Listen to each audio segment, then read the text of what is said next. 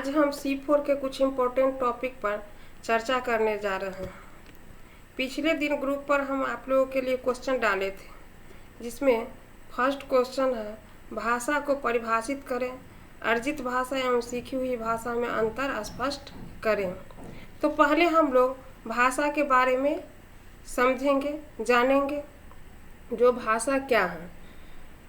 तो आइए हम भाषा पर कुछ प्रकाश डालते हैं। भाषा मूलतः भाव प्रकाशन का एक साधन है, जिसके द्वारा हम अपनी भाव और विचारों को अभिव्यक्त करते हैं तथा दूसरे की भावना और विचारों को ग्रहण करते हैं। भाषा के बिना मनुष्य जीवित भी नहीं रह सकता है। अपनी आवश्यकताओं के लिए मनुष्य किसी न किसी भाषा पर निर्भर करता ही है, किसी न किसी भाषा के रूप को अपनाता ही है।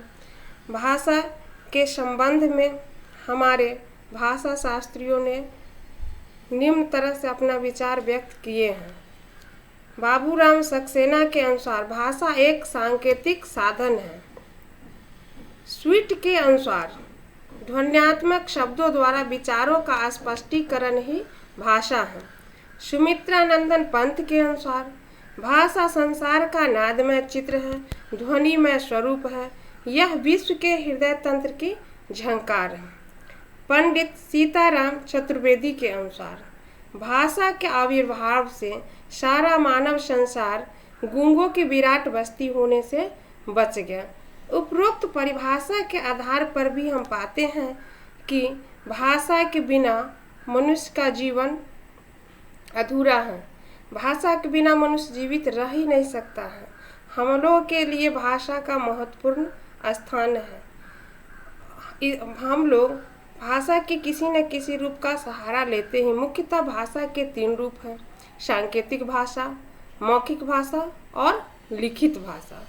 सांकेतिक भाषा कि आज भी प्रचलित है, लेकिन उसको गौण रखा गया है। जैसे ट्रैफिक लाइट, लाल बत्ती जलती है तो वहाँ वाहन रुक जाते हैं, और हरी बत्ती जलने लगती है तो वाहन अपना वहाँ से यात्रा शुरू करते हैं, वहाँ चलने लगता है। उसके बाद ये सांकेतिक भाषा को गौण ही रखा गया। मुख्य रूप से प्रयोग में लाया जाता है मौखिक भाषा और लिखित भाषा। मौखिक भाषा नाम से ही स्पष्ट है, मुख से बोली गई भाषा। मुख के द्वारा हम अपनी भावनाओं और विचारों को व्यक्त करते हैं, तो उसे मौखिक भाषा कहा गया है।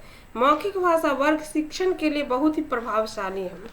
मौखिक भाषा के द्वारा क्लास शिक्षण जो होता है, बच्चों के मानस पटल पर अमिट छाप छोड़ देता है, लेकिन उसमें थोड़ी सी खामियां पाई गई है। जो वर्ग शिक्षण के बाद जो हमारे टीचर लेक्चर देते हैं, समझाते हैं बच्चों को, कुछ समय के पश्चात वायुमंडल में विलीन हो जाते हैं। हमारे विज्ञान इतना प्रगति कर गया है जो इसको भी सुरक्षित रखने का प्रयास किया है, लेकिन हमारे देश में इतना संसाधन नहीं जिसे इसको बार बार सुना जा सके या हर स्टूडेंट के पास उपलब्ध हो। लिखित भाषा नाम से ही स्पष्ट है। लिखकर अपनी भावनाओं और विचारों को व्यक्त की गई भाषा, उसे लिखित भाषा कहते हैं। मौखिक भाषा को उच्चारित भाषा भी कहा जाता है, और लिखित भाषा को लिपि की भाषा भी कहा जाता है। लिखित भाषा के द्वारा हमारे ज्ञान का, हमारे पूर्वजों से प्राप्त ज्ञान हम भावी पीढ़ी को भी सौंपा जाता है। ये ज्ञान को सुरक्षित रखता है और एक पीढ़ी से दूसरे पीढ़ी तक पहुंचाता है। हमारे यहाँ दोनों ही भाषा का अपना अपना महत्वपूर्ण स्थान है। सांकेतिक भाषा का भी है, मौखिक भाषा का भी है और लिखित भाषा। तो तीनों भाषा एक दूसरे का पूरक है, और तीनों भाषा के द्वारा ही मनुष्य जीवन यापन करता है और वर्ग शिक्षण प्रभावशाली होता है। अब हम यहाँ से अर्जित भाषा और अधिगम यानी कि सीखी हुई भाषा पर चर्चा अगले वीडियो में करेंगे।